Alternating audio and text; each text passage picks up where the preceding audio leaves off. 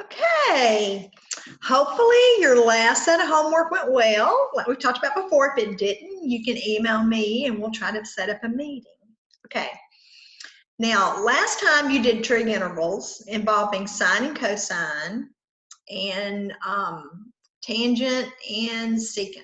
Okay, now I do want to kind of warn you on one of your homework problems, on some of your homework problems, it may be that I ask you something about cotangent, cosecant. And there's Pythagorean identity that deals with that too. So again, on that one, you would be saving either a cosecant cotangent or a cosecant squared, because remember, those are the derivatives of things, okay? So, you know, if you have trouble with that, don't understand it, just email me and I'll kind of get with you. Now, what we're going to do today is something called trigonometric substitution. Now, I know that you're just not even going to believe when I say that you are voluntarily going to change an algebraic integrand into a trig integrand to work it, and then change your answer back to an algebraic answer. Okay, now it's not hard, but it is long. Okay, so I do want you to understand that it's going to be crucial, especially on your third test, because you're going to have just integrations all mixed up. That you start from the very first thing that you learned and work your way down to the last thing that you learned. And it's not that they're getting harder, but they are getting longer. So what you don't want to do is change something from algebra to trig unless you have to, okay? Because it's just more steps, and the more steps you do, the more likely you are to make a careless error. So make sure you go from the first thing you learned down to the last thing you learned on your homework and on your third test, okay? So let's go find the PowerPoint and kind of talk our way through it so you can see what in the world I'm talking about. Okay, now let me kind of show you how they'll look similar to ones you've worked before. All right, so notice on this first one, you know, when I see this one, the first thing I see is a fraction. So the first thing that would pop in my head is natural log. But the derivative of that denominator is, you know, 8x, and I can't get an 8x up here, so it's not that. So I'm kind of stuck, and then I remember, oh, it might be one of those arc functions. So sure enough, it ends up being arctan. Look at y. Remember, arctan has a u squared plus an a squared.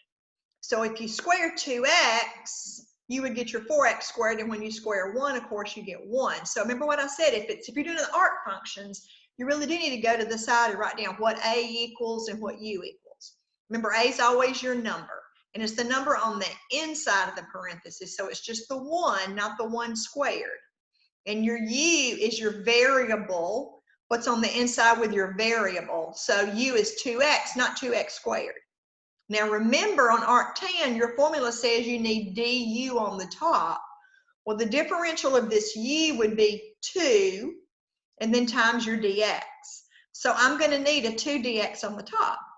So I'm missing the 2, so I've got to multiply by 2 here, then I've got to multiply also by 1/2. Because remember, you're really multiplying by a form of 1. That, you know, identity for multiplication says when you multiply something by 1, it doesn't change. Okay. Now, the 1/2 just comes down. Now, this is just that formula in your books. Remember, when you integrate and have an arctan, it's 1 over a, and your a happened to be 1, arctan of u over a, and your u is 2x. So that's one of the reasons for writing down your a and your u up here, to make sure you have the right form, but also to help you write your answer. And so then you just simplify that, but don't forget your plus c if it's indefinite, okay? Now, but look what would happen. Instead of giving you this, what if I'd given you this? Now again, what are some things that you notice when you're on that third test? Okay, 2 things jump out at me. All right, one is that I've got a fraction, and one is that I've got a root, okay? So with roots, the first thing you learned to do was you learned to change them to powers. But if there's going to be power rule, that power has to be in the numerator.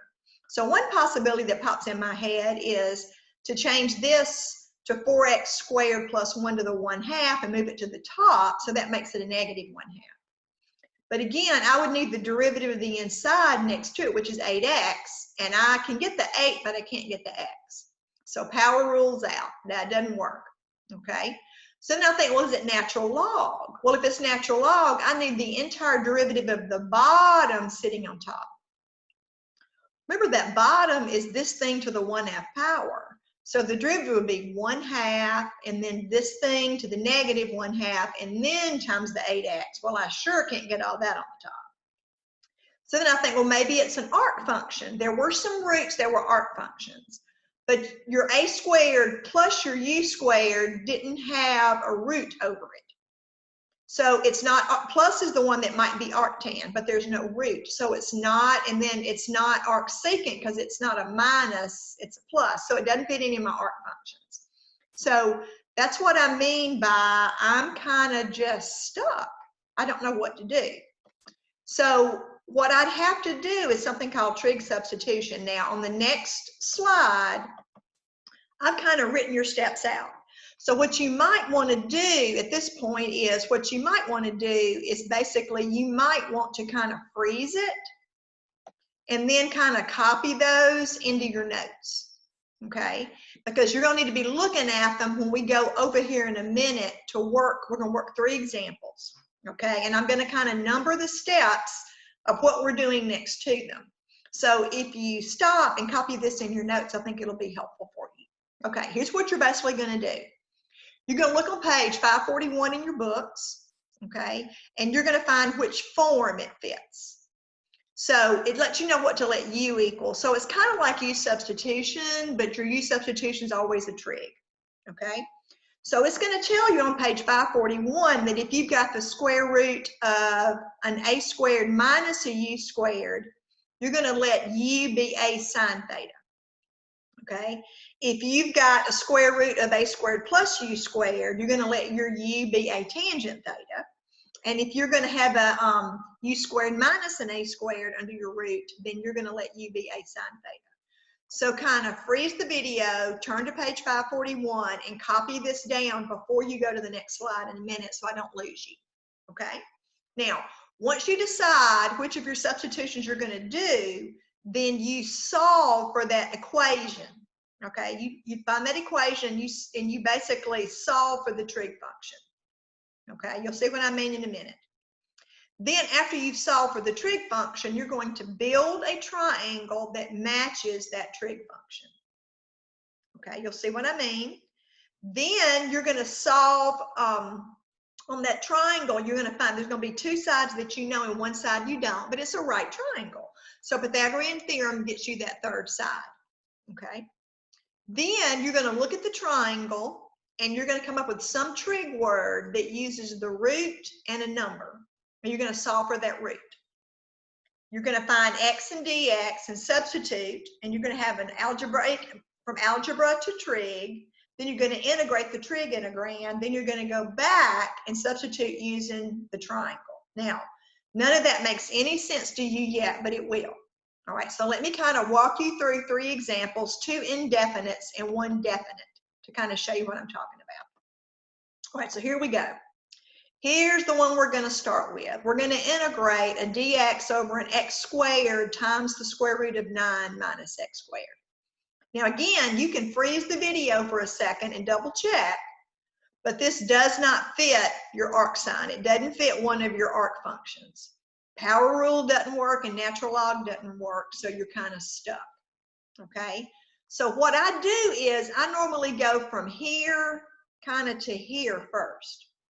All right, because I notice I've got a perfect square minus a perfect square. Well, what do you square to get your 9? You square 3, and what do you square to get x squared? You square x.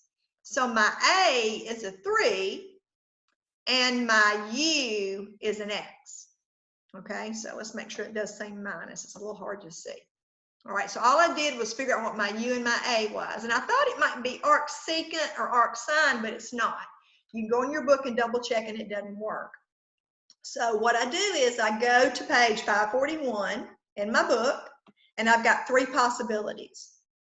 So look what it says. It says if you've got the square root of an a squared minus a u squared, so a number squared minus a letter squared, that's what I have, then you're supposed to let your u equal a sine theta.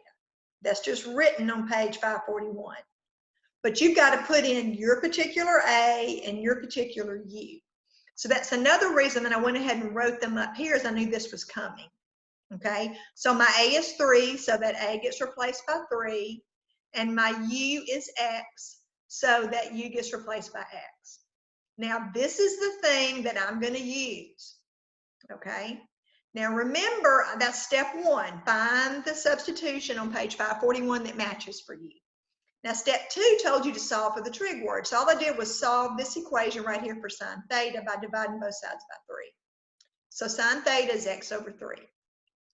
Now remember what sine is. Sine is opposite over hypotenuse. So I literally went and built a triangle. Okay. And so what I did was I said, okay, theta, I always put in the left corner just out of habit. You don't have to, but that's the way I always build them. And I said, okay, I know the opposite side is x. See, x. And the hypotenuse must be 3. So I've got a 3 here and an x here because I know what sine theta is, but I'm missing that one. So how do you find your third side? Well, a leg squared plus a leg squared is your hypotenuse squared. Now remember, your hypotenuse is across from your right angle, so I know the hypotenuse is 3. So one of my legs is x, okay? All right, so x.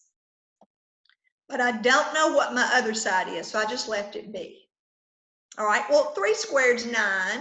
I moved the x squared over and I got 9 minus x squared, and then I took the square root of both sides. Now, b is actually a positive or negative square root. Now, how do I know it's got to be positive? Because this is the length of a side. So that's how I know that this length right here is 9 minus x squared. So that's what step 2 means, to solve for the trig word. And step 3 is that you build a triangle. So that's what I did right here with step 3. I built a triangle that matched this trig word. And then I found step 4 told you to solve for the missing side. So I found my missing side. Now step 5, look at your notes, tells you to come up with some other trig word and make sure that you use the root and the number. Now you don't have to, but it makes the integration easier. So I'm not going to use the root and the x. I'm going to use the root and a number. Now notice that's my angle theta. So that's my hypotenuse, and this is my root. Now what trig words deal with, and it's adjacent to it. Okay, so I'm using my adjacent side because it's the root, and my hypotenuse because it happens to be the number. And what 2 trig words deal with hypotenuse and adjacent? All right, cosine and secant. Now, it does not matter which one you use, but I found it easier to use the one that puts the root on top. So if I want to put the root on top, that's adjacent. So adjacent over hypotenuse is cosine. So that's why I decided to use cosine of theta. All right, so that's my adjacent length over my hypotenuse. And then your step 6 says to solve for the root. Well, see, you can think of what is cross multiply. Multiplying both sides by 3 solves for that root very easily. That's the reason I have the root on the top. Then solving for the root word has 1 step rather than 2 or 3 steps. So if you multiply both sides by 3, your root is 3 cosine of theta. All right, so I'm going to save this thing because I'm going to need this thing in a minute. Now, kind of go back up here and remind yourself on step 7 what x is and what dx is. If x is 3 sine theta, then the differential is going to be the derivative of that. Remember, we don't touch numbers in front. The derivative of sine of an angle is cosine of that same angle. And the derivative of my angle is just a 1, and then d theta. Now, I'm going to take all this and substitute up here. So I've got to substitute for dx. So go back down here. What was dx? Dx was 3 cosine theta d theta.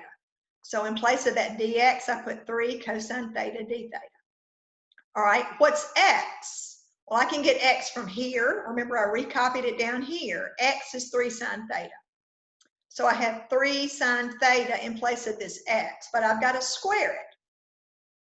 All right, now I've got to replace this root. Remember, this whole root, 9 minus x squared, that's just a different form. That whole root, remember, I solved for that root down here. Remember I told you I was going to need it? So that root is 3 cosine theta. So in place of that root, I put 3 cosine theta. So all I did was go back over here to all these steps. I found my dx and substituted. I found my x and substituted, and I found my root and substituted. That's what step 8 tells you to do. All right. Now, all you do is clean it up. Now notice you got a 3 cosine theta up here and a 3 cosine theta there, so they're going to divide out. When you square this, you're going to square the 3 and get your 9, and then you square your sign.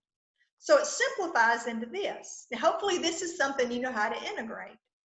And again, I've got a lot of options. It might be power rule or natural log. It's not either one of those. So I think, well, you know, 1 over sine is cosecant. So 1 over sine squared will be cosecant squared. Now, why did I do that? Because this one is one I have just memorized. I didn't need the 9, so I pulled it out. It's on the bottom, so it's 1/9, not really 9. This is one I was supposed to have memorized. When you integrate cosecant squared, you get negative cotangent. So if you don't have that memorized, you're kind of nailed. Okay? So this ends up being what you get. You get a negative 1/9 cotangent theta. But now, if your boss, you know, at the engineering firm gave you this integration and you gave him or her this answer, they would be confused because they didn't give you trig, they gave you algebra. So step 10 tells you to go back to the triangle and substitute. On your triangle that you built, what's cotangent? Well, cotangent, remember, is adjacent over opposite. So I put my adjacent side over my opposite side, and that ends up being my final answer. Okay? Does that make sense? Don't forget your plus C because it's indefinite. All right, let's go do another one. Okay? So let's go look at another one. Let me clear my marks when I get over here so it doesn't look confusing. Okay. All right, clear. Let's see what we got on this one. Now on this one, we have a dx over a square root of 4x squared plus 1. All right, now that's a different form on page 481, but again, before I did all this trig substitution, I would try power rule and natural log and arc functions. It's just none of them work. But I would have tried. If none of those work, then trig substitution is an option. Now remember, this is a u squared plus an a squared, okay? But it doesn't fit arctan because it's got a square root over it. But again, if you write in this form, you know, what's in this parenthesis is going to be either a or u, and what's in that parenthesis is going to be a or u. A is your number and u is your variable. So that's why a is 1 and u is 2x. So I look on page 541 and find out when I've got the square root of a number squared plus a letter squared, I use a tan theta. And then I go back over here and substitute in. My a was 1, so 1, and my u was 2x. Remember, step 2 says solve for the trig word.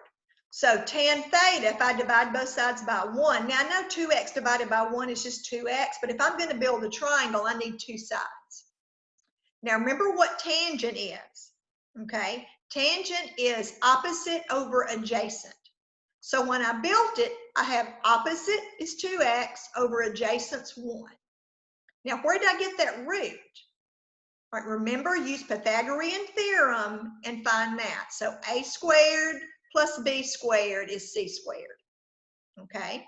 So that's where I got that link from. I just used Pythagorean theorem. You can stop the video and try it yourself. Now, step 5 says come up with another trig word. Now, this time, remember, I need to use my root and a number. So my root's up here and my number's there. So that root is my hypotenuse and that number is my adjacent. So again, I'm looking for a trig word that deals with hypotenuse and adjacent. So it's either cosine or secant. Now, why did I pick secant this time instead of cosine like I did last time? Because I want the one where the root's on the top. So if my root's my hypotenuse, so hypotenuse over adjacent secant, then you solve for the root. So if you cross multiply, so to speak, secant comes out to be your root. Now go back up to your original u substitution, okay, and find x. Well, if 2x is tangent x, then x is going to be 1/2 of that tangent x. So remember, it says solve for x and then find dx. So remember, the derivative of tangent of an angle is secant squared of that same angle. The derivative of this angle happens to be a 1. Now, what do? Use all of this and then go up here and substitute. All right, what's dx? Well, dx is 1/2 secant squared theta d theta. So in place of that dx, I put 1/2 secant squared theta d theta. Now, all that's left down here is my root. So go find your root. Your root is just secant theta. So in place of that whole root, I just put secant theta. And then I simplified it. I pulled the 1/2 out because I didn't need it. And secant squared divided by secant is just secant. Now again, this is one you're supposed to have memorized. But you know, on your third test, you will have your book and your notes. So when you integrate secant of an angle, again, the derivative of your angle is 1. If it was 2 theta, I would need a 2. So it's just the natural log of the secant of that angle plus the tangent of that angle. Remember, your last step is to substitute back. So go back to your triangle. What is secant of theta? Well, secant is hypotenuse over adjacent. So that root's my hypotenuse, that 1's my adjacent. Plus, now what's tangent? Tangent's opposite over adjacent. So your opposite side was 2x and your adjacent was 1, then I just cleaned it up. All right? Now let's go look at a definite one, because a definite one's a little bit different, okay? Because it's u substitution. All right? Again, let me clear these off so those don't confuse you, my marks from the last one. Now again, look what I've got. I go to page 541 and I've got a letter squared, a u squared minus an a squared.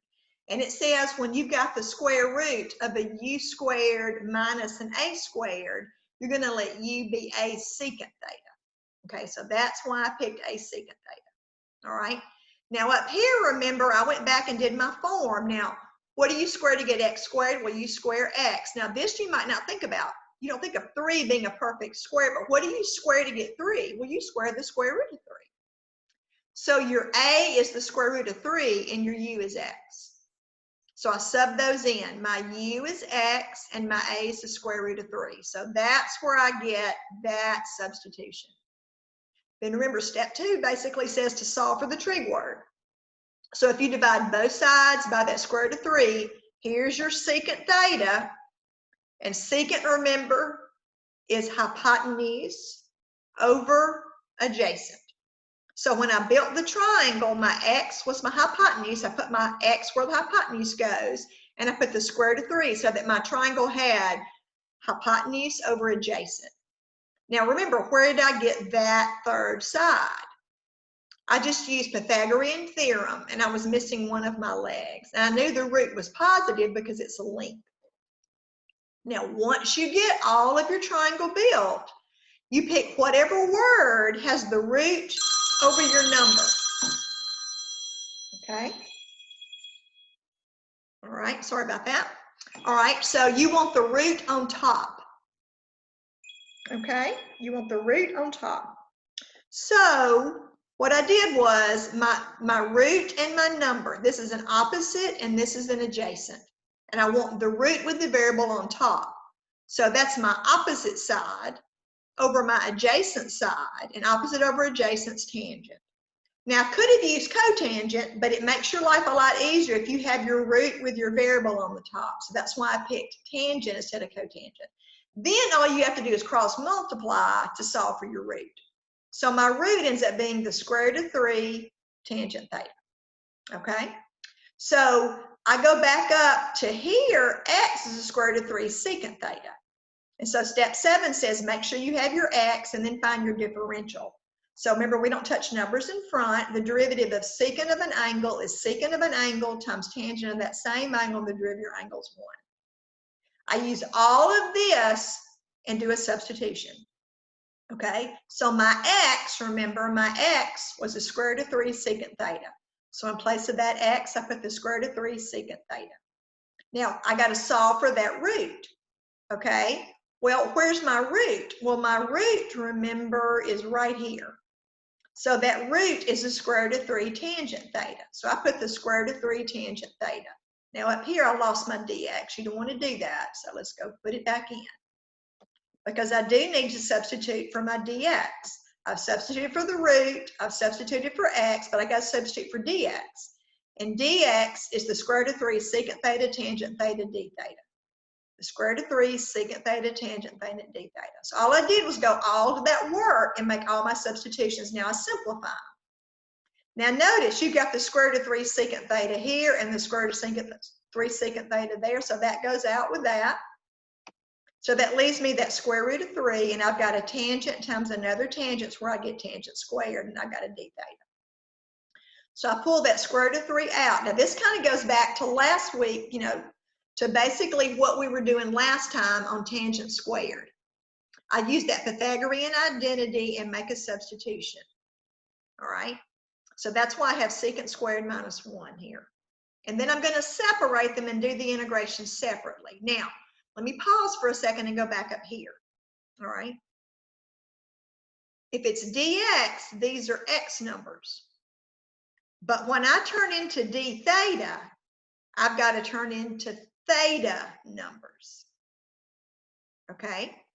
So over here, I go back to this. All right. My x is the square root of 3 secant theta. All right. That's my x substitution. Well, see, x right up here is a 2. So I need to know when x is 2, what's theta? So when x is 2, what's theta? So I put 2 in for x. I divided both sides by the square root of 3. So secant of some angle is 2 over the square root of 3. And so either because you have it memorized or unit circle, you should know that that means that the angle must have been 30 degrees or pi over 6. So I turned that 2 into a pi over 6. All right, do the same thing. Put the square root of 3 equals the square root of 3 secant theta. That'll tell you secant theta is a 1. Okay, what angle has its secant to be 1? All right, so that ends up being 0. So my theta numbers aren't square root of 3 to 2, it's 0 to pi over 6. So when you change from x to thetas, you have to change these numbers from x to thetas. So that's why the a and the b changed. Well, integrating secant squared is just tangent, and integrating d theta is just theta. And I'm going from 0 to pi over 6. So the pi over 6 went in first, and then the 0 went in. Well, the tangent of 30 degrees is 1 over the square root of 3 minus, now that just says theta. So pi over 6 minus, and then I go to the tangent of 0. Well, the tangent of 0 is 0. And then minus a negative is your plus, okay? And again, that 0 just goes in for my theta. So I end up just getting, in other words, all I did was multiply straight across. The square root of 3 times 1 is the square root of 3 over the square root of 3, and then minus the square root of 3 times pi, all right, over my 6. And then that just simplifies into 1. Now, if you want to get a common denominator, you certainly can. Okay. Now, your other option, if it freaks you out to change this a and this b, you could do this as an indefinite integral. And then substitute back from the triangle and get the indefinite answer, and then use the same a and b. Okay.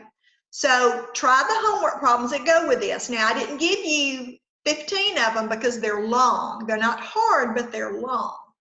Okay. If you have trouble with them, I need you to email me and let me know. I'm probably going to get you to snap a picture of your work and send it to me so I can see which step you're getting confused on. Okay.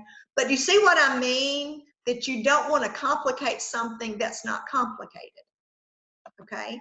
So if you're working them, you don't want to do trig substitution unless you have to, because it's got a lot of steps. If it's got a lot of steps, you might make some careless errors, okay? So make sure that you go from the easiest and the shortest thing you learn down to the more complicated ones, okay? But have your steps out next to you on your notes and have your book open to page 541 so you know which substitution to do. If you have trouble, email me and we'll set up a one-on-one Zoom meeting, or whatever's best for you. Okay. All right. Good luck. I think you're going to do great.